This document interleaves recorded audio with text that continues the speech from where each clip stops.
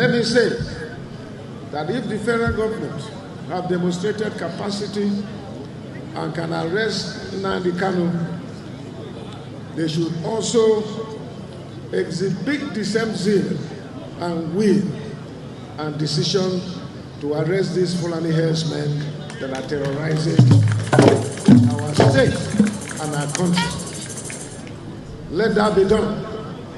These ones are living here with us, but if Nnamdi Kanu can be arrested from a foreign land, I believe that if federal government will exhibit the same will, they will arrest Fulani herdsmen, especially Mayotte Allah, who have owned up to the killings in Benue State and have continued to terrorize our land.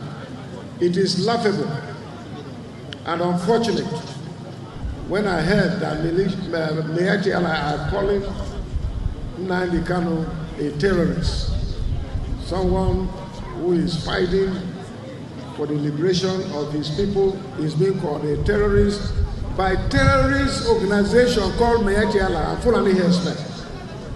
So federal government should rise up to its responsibility and arrest this one. I have no problem in trying Nnamdi Kanu. Due process should be followed and let there be justice. If he has committed any offense, let there be justice.